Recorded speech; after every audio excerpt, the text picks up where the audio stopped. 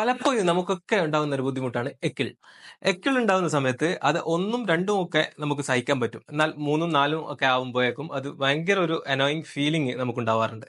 അപ്പോ എക്കിൾ മാറ്റാൻ വേണ്ടിയിട്ട് നമുക്ക് ഒരു ഈസിയസ്റ്റ് മെത്തേഡ് നോക്കാം.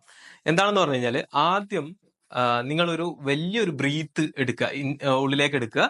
എന്നിട്ട് ഉള്ളിലേക്ക് എടുത്തിട്ട് അത് അവിടെ ഉള്ളിൽ ഹോൾഡ് ചെയ്തതിന് ശേഷം അത് പുറത്ത് വിടാതെ തന്നെ അടുത്ത ഒരു ബ്രീത്ത് കൂടെ എടുക്കുക.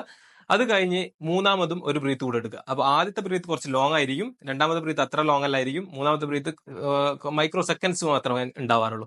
എന്നിട്ട് ഈ 3 ബ്രീത്ത് എടുത്തതിന് ശേഷം 15ഓ 20ഓ സെക്കൻഡ്സ് നമ്മുടെ ശരീരത്തിന്റെ ഉള്ളിൽ ഈ ബ്രീത്തിനെ ഹോൾഡ് ചെയ്തതിന് ശേഷം പതിയെ റിലീസ് ചെയ്യുക. ഇത് എങ്ങനെയാണ് എഫക്ട് ചെയ്യുന്നതെന്ന് പറഞ്ഞു കഴിഞ്ഞാൽ നമ്മുടെ ഫ്രെനിക് നെർവിന്റെ ആക്ടിവേഷനും ആക്ടിവേഷന് ശേഷമുള്ള ഒരു റിലാക്സേഷനും കിട്ടുന്നത് കൊണ്ടാണ് എക്കിൾ മാറുന്നത്.